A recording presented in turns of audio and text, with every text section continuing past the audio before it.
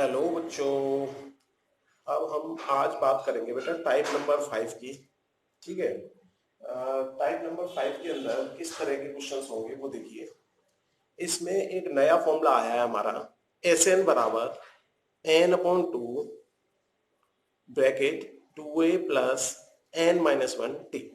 देखो, आपको ये पता है एक तो नया शब्द इसमें आया एस एन। एस एन का मतलब होता है सम ऑफ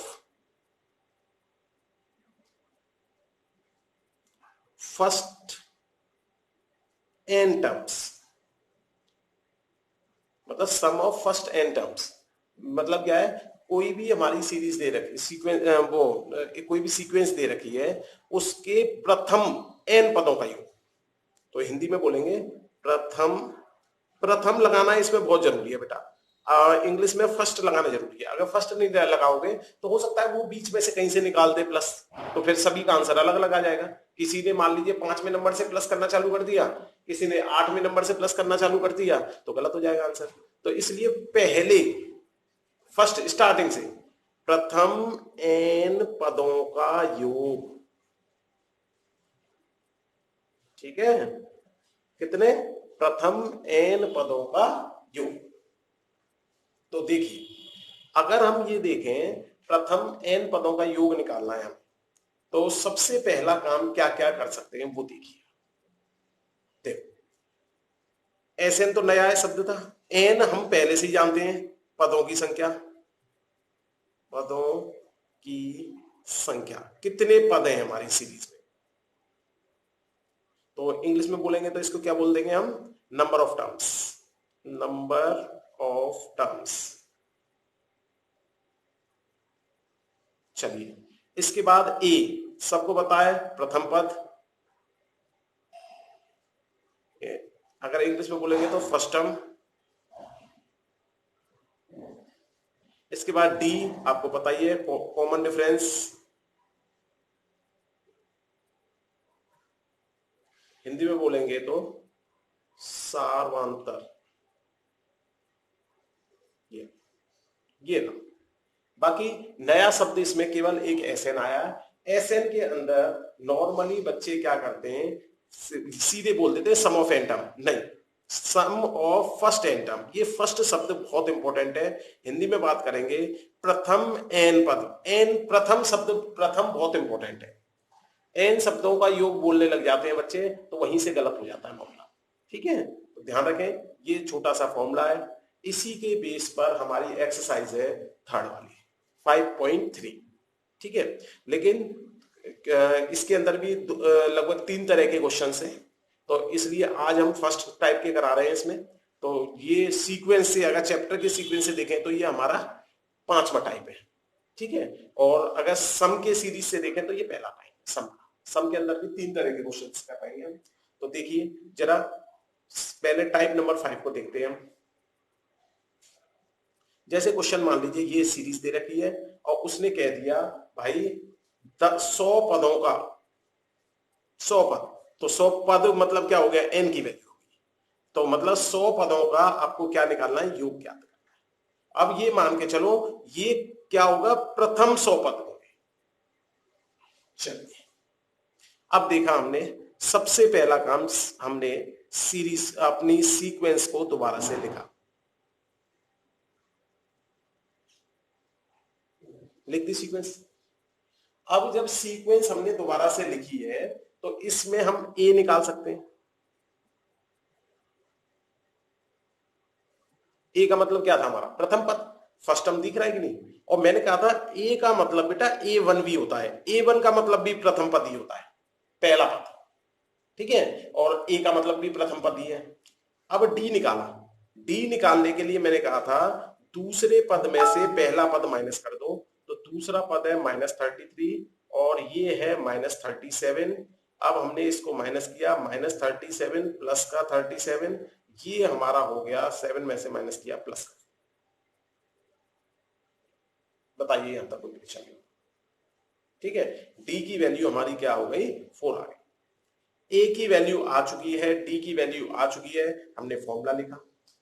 फॉर्मूला क्या होता था हमारा, अभी याद किया हमने, एस एन बराबर N upon two bracket 2a plus N minus 1 D.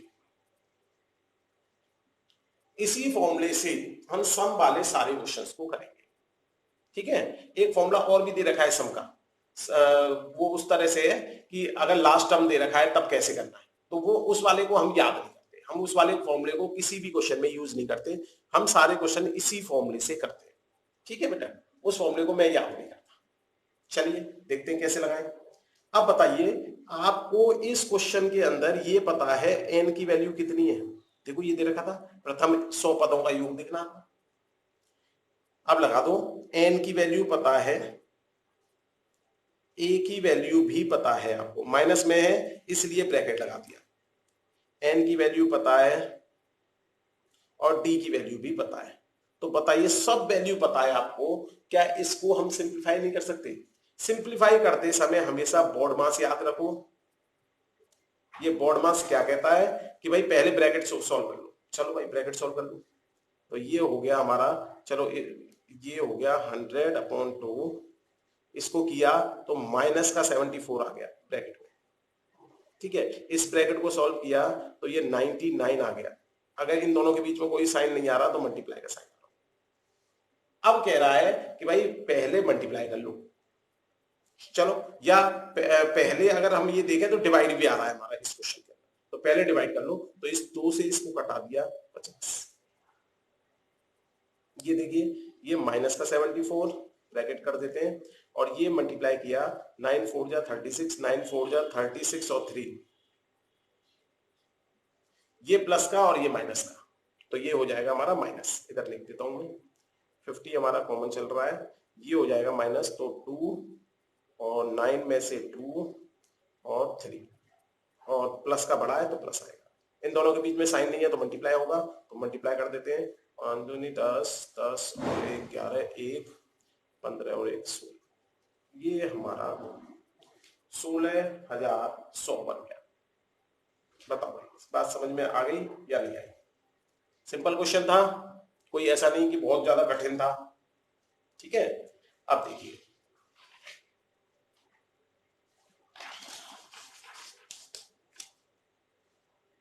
Question number 2 देखिए। क्वेश्चन नंबर 2 कह रहा है find the sum of this. ये हमारी एक, अब इसको हम सीरीज बोल सकते हैं क्योंकि प्लस का साइन आ रहा है इसमें। अब इसमें ये नहीं बताया कितने पद हैं। हमें जब हमने इस सीक्वेंस को देखा तो हमें ये तो पता पड़ गया, प्रथम पद इसमें 7 है, डी इसमें दूसरे पद में से यदि पहला पद घटा दूं मैं तो ये हो जाएगा 10 - 7 3। चलो, ए पता पड़ गया, डी पता पड़ गया, लेकिन हमारे फॉर्मूले में जरूरत थी एन की भी। एन पता नहीं, तो एन तो निकालना पड़ेगा। एन निकालने के लिए क्या करेंगे वो देखिए। ठीक है, देखो, अगर मैं इस सीरीज को दोबारा से, चलो दूसरे पेन से लिख देता हूं, देखने में अच्छा लगेगा। 7 10 13, प्लस का साइन लगा के भी लिख सकते हैं, 16। अब ये सीक्वेंस हो गई, इसमें जो हमारा लास्ट टर्म आ रहा है वो आ रहा है 37। मैंने जब आपको ए एन वाला कंसेप्ट बताया था तो ए एन को बोलते थे nth टर्म, साथ में इसको लास्ट टर्म भी बोल सकते थे। भाई अगर इस सीरीज का देखा जाए तो ये लास्ट टर्म है कि नहीं, लास्ट टर्म बोल दिया इसका नाम। तो ए एन और लास्ट टर्म दोनों भी आपस में क्या हो जाएंगी, सेम चीज। तो ए एन का फॉर्मूला आपको याद है, a plus N minus 1 D, और ये लास्ट टर्म दे रखा है हमारा 37। अब a की वैल्यू आपको पता पड़ गई है 7, n की वैल्यू निकालनी है अभी, d की वैल्यू 3। क्या इसको सॉल्व करके हम n की वैल्यू नहीं निकाल सकते? निकाल सकते हैं, ऐसा हम पीछे कई बार कर चुके हैं। तो देखिए, ये 7 प्लस का है, पहले से भेज देता हूं, माइनस का हो। अब माइनस कर लेता हूं पहले। अब देखो 3 के साथ इस पूरे का मल्टीप्लाई हो रहा है तो डिवाइड कर देते हैं पूरे का। डिवाइड करेंगे, कैंसिल आउट हो जाएगा, कितना आ जाएगा हमारा 10।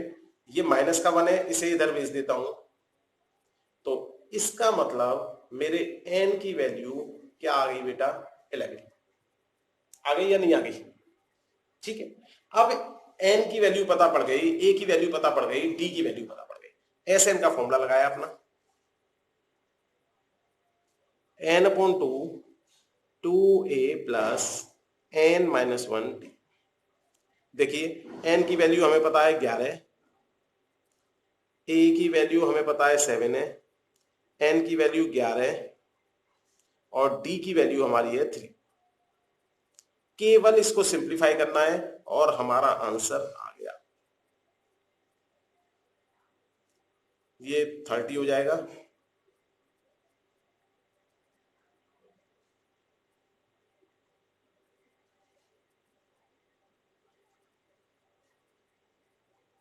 मल्टीप्लाई कर दिया, 11 चौक 44, 4, 11 चौक 44 और 4, और इधर लिख देंगे ये Sn आ गया। सम ऑफ कितने टर्म्स हो गए थे हमारे, 11। Sum of first 11 term of this sequence is this. ठीक है, क्वेश्चन नंबर 3 देख लीजिए, इसमें इसी में इस तरह के क्वेश्चन सब में और बन जाते हैं, ये इसीलिए टाइप नंबर 5 में ही माने जाते हैं, क्योंकि सीक्वेंस में बहुत ज्यादा अंतर नहीं है। देखिए जैसे ये क्वेश्चन है, ए की वैल्यू उसने पहले से ही दे दी, A13 की वैल्यू 35 दे रखी है, तो अभी जो पीछे पहले क्वेश्चन किया लगभग वैसा ही हो गया। A13 का मतलब हो गया आपका A प्लस n-1d, n की वैल्यू मैंने क्या रख दी यहाँ पे 30, तो ये बन गया A प्लस 20। मैंने डायरेक्ट भी याद करना सिखाया था कि अगर मान लो फिफ्थ टर्म निकालना है तो A5 का मतलब A प्लस 4d, हमेशा एक कम करके दे। चलिए एक तो d निकालना है, एक S30 निकालना है, तो सबसे पहले हमने a plus 12d equal to ये मिल गया, a की वैल्यू 7 आ चुकी है, a की वैल्यू 7 रख दो, दे रखी है उसने। इससे फायदा क्या हुआ, हमारे d की वैल्यू आ गई, ये प्लस का है, इधर गया तो माइनस का। चलिए माइनस कर लेते हैं इसे, तो 28, ये d की वैल्यू आ गई 28/12। अगर 4 से कैंसिल आउट करूं मैं इसे, 4/7 पर। अब इस d की वैल्यू को हम यूज करेंगे S13 निकालने। S13 निकालने में हम क्या कर सकते हैं, 13/2 n/2 मैंने फॉर्मूला लगा दिया, 2a 13 माइनस 1 d, d की वैल्यू में 7/3 निकाल चुका हूं। ठीक है बेटा, अब इसे सॉल्व करूंगा, देखो कुछ भी अननोन नहीं है, तो मेरी किसकी वैल्यू निकल जाएगी, S13 की। S13 का मतलब क्या है, S13 का मतलब है sum of first 13 term of this AP, जो भी एपी है। ठीक है, दिस इज 14, ये 12 हो गया, 7/3। 3 से अगर मैंने इसे कैंसिल आउट किया 12 को, तो ये 4 टाइम्स गया, ये 28 हो गया मेरा, ये 14 हो गया, ब्रैकेट चल रहा है 13/2। ये अभी कटेगा नहीं, काटूंगा तो पॉइंटों में आएगा, इसलिए मैंने अभी डिवाइड वाला काम पहले नहीं किया है। ठीक है, चलिए इसको मैंने सिंप्लीफाई किया, 13/2 चल ही रहा है मेरा, इन दोनों को प्लस किया तो 12, 3 और 1 4, 2 से इसे कैंसिल आउट कर दिया, 2 से 42 को काटा 21 बार, अब मल्टीप्लाई कर दिया, 13 बन गया 13, 1 13 टू 26 और 1 27, ये मेरी किसकी वैल्यू आ गई, S13 की वैल्यू आ गई। ठीक है, चलिए अब इसके बाद एक और देख लेते हैं, इसी तरह का क्वेश्चन देखिए, L।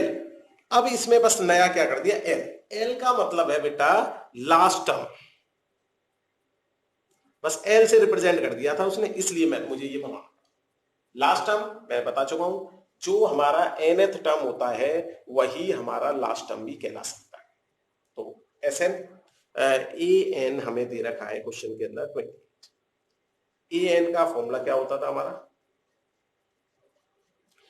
ए plus N minus one t. S का मतलब ये एस एन है, एस एन बराबर 144 दे रखा है, एन बराबर 9 दे रखा है, तो एन का भी यूज कर लेते हैं हम। ठीक है, तो एन की जगह हम क्या यूज कर सकते हैं यहां पे 9। तो ये एक सिंपल सी इक्वेशन बन गई, ए प्लस 8d इक्वल टू 28। यहां पे एस एन का फॉर्मूला लगाया, N upon two, 2a plus N minus one D, पहले फॉर्मूला लगा दिया बेटा मैंने। अब एन की जगह मैं क्या लिख सकता हूं 9, 2a प्लस 9 माइनस 1। अब ये कैंसिल आउट नहीं हो रहा तो काटेंगे नहीं, पॉइंटों में नहीं करना, ठीक है, तो कोई बात नहीं। अब देखिए ये बन गया हमारा 9/2 2a प्लस 8d, ठीक है। अब देखिए 9/2 का मल्टीप्लाई हो जाएगा इन दोनों से, 9/2 का मल्टीप्लाई कर देंगे तो ये बनेगा 9/2 इंटू 2a, और ये 9/2 इंटू 8d, 8 है बेटा ये, है ना 8, थोड़ा देखने में ऐसा हो गया अजीब सा, 8 या ऐसा करो लाइन काट देता हूं दोबारा। ये बन गया हमारा 9/2 सॉरी मल्टीप्लाई करना था, 2a plus 9/2 8d equal to 144। मैं चाहता तो इसमें 2 कॉमन लेके भी काट सकता था, ठीक है, लेकिन हमने सेपरेशन कर लिया क्योंकि बहुत से बच्चों को कॉमन चीजें नहीं दिखती, तो इसलिए मैंने इसमें इसका मल्टीप्लाई और इसमें इसका मल्टीप्लाई किया। तो ये अब 2 से 2 कैंसिल आउट हो जाएगा, तो ये बन जाएगा मेरा 2 से 2 कैंसिल आउट हुआ तो 9a, 2 से 2 कैंसिल आउट हुआ तो 4 9 4 जा 36d। अगर पूरी इक्वेशन किसी एक नंबर से कट रही हो पूरी, तो उस नंबर से काट देते हैं, इससे कैलकुलेशन हमारी आसान हो जाती है। हमने देखा ये पूरी इक्वेशन 9 से कट रही है, तो 9 से एलएचएस में भी डिवाइड कर रहे हैं, 9 से आरएचएस में भी डिवाइड कर रहे हैं, क्वेश्चन पे तो कोई फर्क पड़ेगा नहीं, लेकिन कैलकुलेशन आसान हो जाएगी। तो 9 से यदि इसको छोटा कर दिया जाए तो a plus 4d equal to 9 से इसे काटेंगे तो 9 बन जा 9, 9 6 जा 54। बेटा अगर किसी बच्चे को ये डिवाइड नहीं दिखे तो भी कोई बात नहीं, अगर इससे और इससे ये दो इक्वेशन बन गई अब तुम्हारी चैप्टर नंबर 3 की तरह। चैप्टर नंबर 3 में ऐसी इक्वेशन होती थी x plus 8y equal to 28, अब ये हो जाती 8x plus 36y equal to 144, ठीक है, दो इक्वेशन बन गई। अब मैंने इस इक्वेशन को थोड़ा सा सिंपल करने के लिए ये मैंने बता रखा है, यदि दोनों सारे टर्म्स एक ही नंबर से कट रहे हैं तो उसे काट के छोटा कर लेते हैं। तो मेरे को दिखा कि ये 9 से कट रहे हैं सारे, इसलिए मैंने 9 से डिवाइड करके इस इक्वेशन को छोटा कर दिया। अब मैं इस इक्वेशन को सॉल्व करूं इसके साथ तो थोड़ा आसान रहेगा मेरे लिए। a plus 4d equal to 16, इस इन दोनों को आपस में सॉल्व करना है मुझे। ये मेरी इक्वेशन 1 हो गई, ये मेरी इक्वेशन 2 हो गई। आप चाहो अगर नहीं दिखे तो आप इसको भी सॉल्व करोगे तब भी आंसर सेम आएगा। अब देखो मैं कर देता हूं इसमें एलिमिनेशन।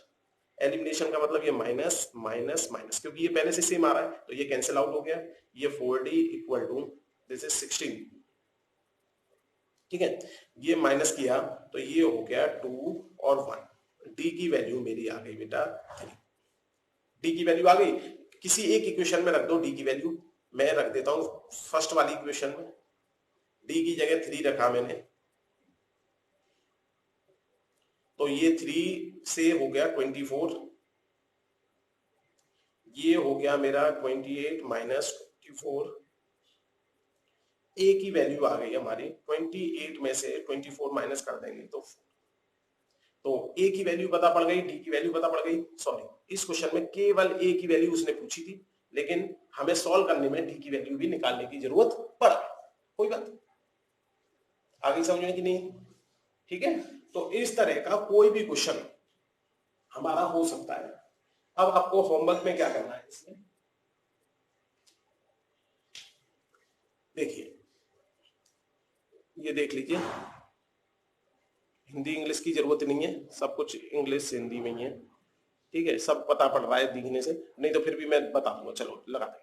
ये जो क्वेश्चन नंबर 3 के पार्ट्स हैं दो पार्ट्स तो मैंने करा दिए, एक तो 10 वाला करा दिया मैंने और एक करा दिया है ये वाला सेकंड वाला, ठीक है। बाकी के पार्ट्स आपको करने, इसी से आपको पूरी सम की सारी प्रॉपर्टी समझ में आ जाएंगी। ये क्वेश्चन इतना इंपॉर्टेंट है, इंपॉर्टेंट इसलिए नहीं कि एग्जाम में आएगा, ये क्या है सारे कंसेप्ट सिखा देता है, इसलिए इंपॉर्टेंट है ये क्वेश्चन, ठीक है। तो इसलिए इस क्वेश्चन को अच्छी तरह कर लीजिए और जैसे ही आप इस क्वेश्चन को करोगे तुरंत की तुरंत आपको एसएन का सारा कंसेप्ट समझ में आ जाएगा, ठीक है।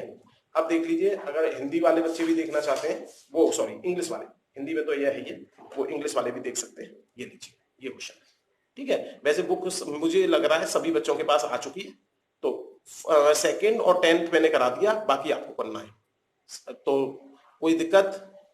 तो जैसे इस क्वेश्चन को देखना जरा, इसमें ए एन भी निकालना है, एन भी निकालना है, तो एस एन का फॉर्मूला लगा देंगे तो इससे एक इक्वेशन बन जाएगी। ए की वैल्यू पता है तो ये सिंप्लीफाई करेंगे तो एक सॉल्यूशन हो जाएगा हमारा, ठीक है। ओके।